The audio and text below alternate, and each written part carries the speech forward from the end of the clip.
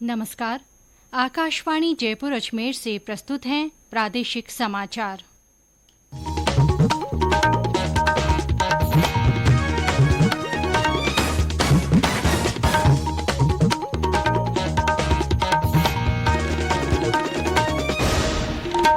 मुख्य समाचार। उपराष्ट्रपति जगदीप धनखड़ प्रदेश के दौरे पर।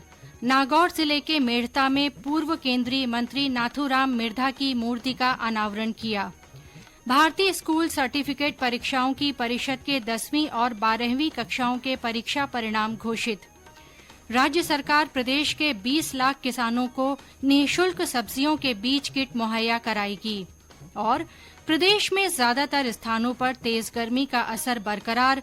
आगामी 4-5 दिन आंधी बारिश की गतिविधियां जारी रहने से तापमान में 2 से 3 डिग्री सेल्सियस की गिरावट के आसार।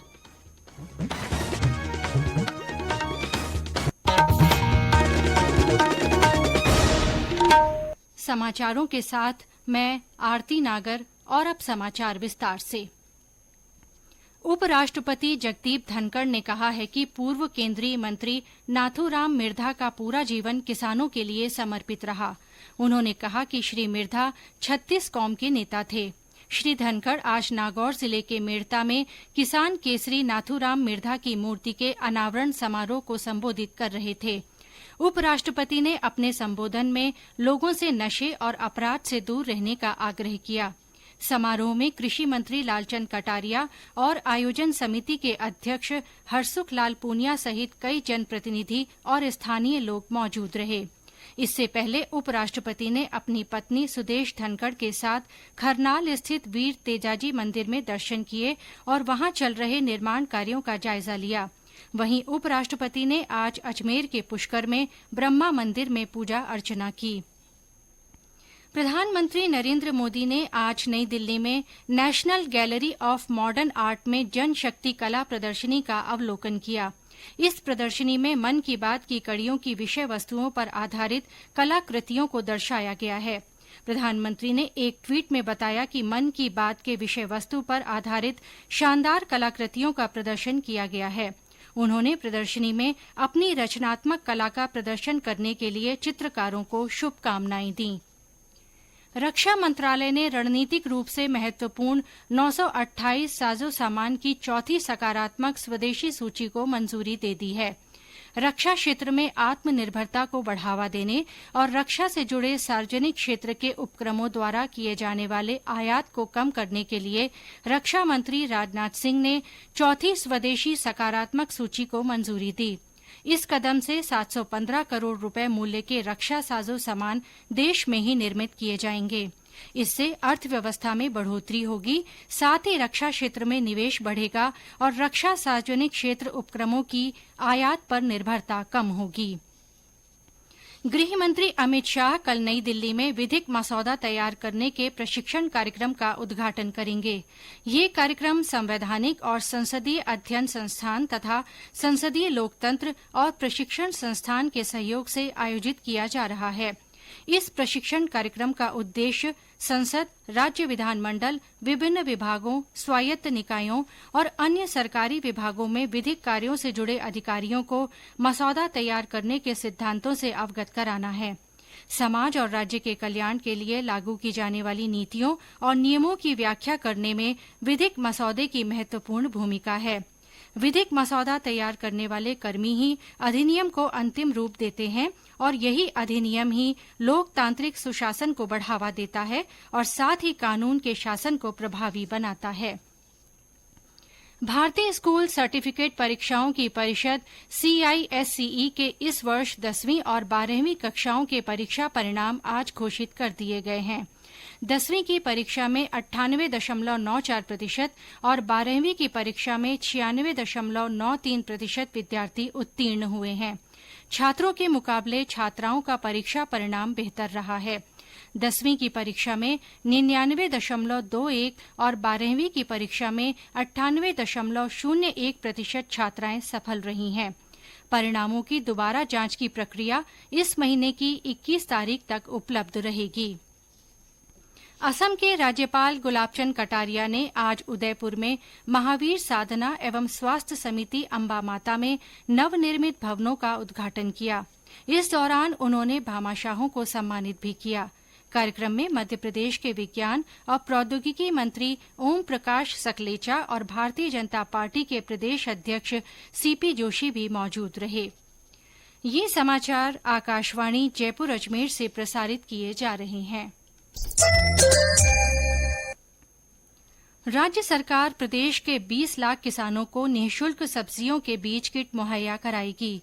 राजस्थान उद्यानिकी विकास मिशन के तहत इस पर 60 करोड़ रुपए खर्च होंगे। मुख्यमंत्री अशोक गहलोत ने इस संबंध में प्रस्ताव को मंजूरी दे दी है। इससे प्रदेश के 5 लाख किसानों को 500 वर्ग मीटर क्षेत्र में एकल फसल और 15 लाख किसानों को 100 वर्ग मीटर क्षेत्र के लिए कॉम्बो किचन गार्डन किट उपलब्ध करवाए जाएंगे। प्रदेश के धौलपुर, प्रतापगढ़, बाड़मेर, करौली और बांसवाड़ा में अल्पसंख्यक छात्रावास संचालित होंगे। इसके लिए राज्य सरकार ने एक प्रस्ताव को मंजूरी दे दी है। योजना के तहत 14 करोड़ रुपए की लागत से छात्रावासों का निर्माण होगा। प्रत्येक छात्रावास में 50 विद्यार्थियों के आवास क्षमता रखी गई है। वहीं एक अन्य प्रस्ताव में बीकानेर जिले में एक नया संस्कृत विद्यालय खोलने और विभिन्न जिलों के 18 संस्कृत विद्यालयों को क्रमोन्नत करने का भी निर्णय लिया गया है। राज्य में यातायात व्यवस्था को बेहतर बनाने के लिए यातायात पुलिस में 500 नए पद सृजित किए जाएंगे। प्रदेश में ज्यादातर स्थानों पर तेज गर्मी का असर बरकरार है। गर्मी से आम जनजीवन प्रभावित हो रहा है। चूरू में आज तेज गर्मी के कारण लू की स्थिति बनी रही और दोपहर बाद आंधी चली। उदयपुर, टोंक और बूंदी में भीषण गर्मी के कारण दोपहर में बाजारों में सन्नाटा पसरा रहा। बूंदी में दोपहर बाद बूंदाबांदी हुई, जिससे लोगों को गर्मी से थोड़ी राहत मिली। राजधानी जयपुर में भी सुबह से ही बादल छाए रहे, कुछ स्थानों पर बूंदाबांदी हुई। धौलपुर जिले में पिछले एक सप्ताह से गर्मी का असर जारी है। जिले का तापमान 45 डिग्री तक पहुंच चुका है। जिला कलेक्टर और प्रमुख चिकित्सा अधिकारी ने तेज गर्मी को देखते हुए एडवाइजरी जारी की है। जोधपुर में लू से मामूली राहत के बावजूद गर्मी का असर बना हुआ है। लोगों को गर्मी से राहत देने के लिए जोधपुर नगर निगम उत्तर ने हीट एक्शन प्लान लागू किया है।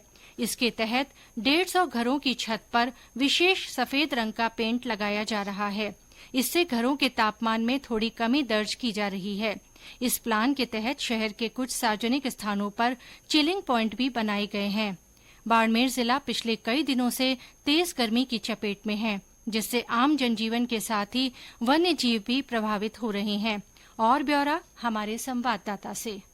चिलचिलाती धूप और लू के थपेड़ों के चलते समूचा जिला भीषण गर्मी की चपेट में है। पिछले कई दिनों से लगातार जिले में अधिकतम तापमान 43 डिग्री सेल्सियस से ऊपर बना हुआ है। इस बीच आम जनजीवन बुरी तरह प्रभावित हो रहा है। जिले में तापघात के मरीजों की संख्या में इजाफा होने लगा है। तेज गर्मी के कारण दिन में लोगों की आवाजाही कम होने से सड़कें और बाजार सुनसान नजर आ रही हैं। इस दौरान वन्य जीव भी बेबस दिखाई दे रही हैं। जसवंत सिंह डूडी, आकाशवाणी समाचार, बाड़मेर। मौसम विभाग ने जयपुर, अजमेर, भरतपुर, बीकानेर, कोटा और जोधपुर संभाग के कुछ भागों में बादल गरजने और 40 से 50 किलोमीटर प्रति घंटे की रफ्तार से हवाएं चलने और कहीं-कहीं हल्की बारिश तथा कुछ स्थानों पर ओलावृष्टि होने का पूर्वानुमान व्यक्त किया है। विभाग ने लोगों से मेघ गर्जन के समय सुरक्षित स्थान पर शरण लेने की सलाह दी है। विभाग के अनुसार आगामी 4-5 दिन आंधी बारिश की गतिविधियां जारी रहने से तापमान में 2 से 3 डिग्री सेल्सियस की गिरावट होगी। इससे लू से राहत मिलने के आसार हैं। सिरोही जिले के माउंट आबू में चल रहे ग्रीष्म महोत्सव में आकर्षक प्रस्तुतियां दी जा रही हैं। हमारे सिरोही संवाददाता ने बताया कि पिछले 3 दिन से चल रहे महोत्सव का आज समापन होगा। राजस्थान के एकमात्र हिल स्टेशन माउंट आबू में ग्रीष्म महोत्सव का आयोजन किया जा रहा है। पर्यटन विभाग और जिला प्रशासन के संयुक्त तत्वाधान में यह महोत्सव आयोजित किया जा रहा है। 3 दिनों तक चलने वाले इस महोत्सव के तहत विभिन्न सांस्कृतिक कार्यक्रम और प्रतियोगिताएं यहां पर आयोजित की जा रही हैं, जिसमें देश भर से आए कलाकार अपने सांस्कृतिक कार्यक्रम प्रस्तुत कर रहे हैं। यहाँ इस महोत्सव के तहत प्रतियोगिताएं भी आयोजित की जा रही हैं, जिसमें स्थानीय स्थानीय निवासी और पर्यटक बढ़ चढ़कर हिस्सा ले रहे हैं। इस ग्रीष्म महोत्सव का समापन आज शाम होगा। साकेत गोयल, आकाशवाणी समाचार, सिरोही। जयपुर के जवाहर कला केंद्र में कल से समर कैंप की शुरुआत होगी। 3 दिन तक चलने वाले इस शिविर में अलग अलग आयु वर्ग के बच्चों को 17 विधाओं का प्रशिक्षण दिया जाएगा। इनमें नाट्य कला, कथक, भरतनाट्यम, सुगम संगीत, गिटार, फोटोग्राफी सहित अन्य विधाएं शामिल हैं। जवाहर कला केंद्र की अपर महानिदेशक प्रियंका जोधावत ने बताया कि समर कैंप के लिए बड़ी संख्या में बच्चे अपनी रुचि दिखा रहे हैं। उन्होंने बताया कि पिछले साल 500 बच्चों ने भाग लिया था। इस बार अब तक 700 आवेदन प्राप्त हो चुके हैं। आकाशवाणी समाचार जयपुर की ओर से श्रोताओं में मोटा अनाज के प्रति जागरूकता के लिए संदेश श्रृंखला चलाई जा रही है। इसमें श्रोता संदेश भेजकर बता सकते हैं कि वे अपने भोजन में मोटा अनाज किस तरह काम में लेते हैं। आज सुनिए बाड़मेर जिले के श्रोता का संदेश। सभी श्रोताओं को मेरा नमस्कार। मेरा नाम किशन चौधरी, जिला बाड़मेर, तहसील बायतू, गांव कोलू का निवासी हूं। मोटा अनाज में बाजरे की महत्वपूर्ण भूमिका है। इसमें कई प्रकार के पोषक तत्व उपलब्ध रहते हैं तथा इससे अक्षय तृतीया पर राजस्थान के अंदर एक विशेष व्यंजन बनाया जाता है जिसे खींचड़ा या भात कहते हैं। बाजरे से अन्य कई प्रकार के व्यंजन बनाए जाते हैं जिसमें पश्चिमी राजस्थान के अंदर विशेष प्रकार का एक व्यंजन बनाया जाता है जिसे हम राबड़ी कहते हैं। इसका उपयोग आमतौर पर लोगों के द्वारा किया जाता है। यह एक बहुत ही स्वादिष्ट एवं महत्वपूर्ण व्यंजन है। श्रोता अपने संदेश लिखकर या रिकॉर्ड कर व्हाट्सएप नंबर 9414052368 पर भेज सकते हैं। और अंत में मुख्य समाचार एक बार फिर। उपराष्ट्रपति जगदीप धनखड़ प्रदेश के दौरे पर रहे। श्री धनखड़ ने नागौर जिले के मेड़ता में पूर्व केंद्रीय मंत्री नाथूराम मिर्धा की मूर्ति का अनावरण किया। भारतीय स्कूल सर्टिफिकेट परीक्षाओं की परिषद के 10वीं और 12वीं कक्षाओं के परीक्षा परिणाम घोषित हो गए हैं। राज्य सरकार प्रदेश के 20 लाख किसानों को निःशुल्क सब्जियों के बीज किट मुहैया कराएगी। और प्रदेश में ज्यादातर स्थानों पर तेज गर्मी का असर बरकरार है। आगामी 4-5 दिन आंधी बारिश की गतिविधियां जारी रहने से तापमान में 2 से 3 डिग्री सेल्सियस की गिरावट के आसार हैं। इसी के साथ प्रादेशिक समाचार बुलेटिन समाप्त हुआ। नमस्कार।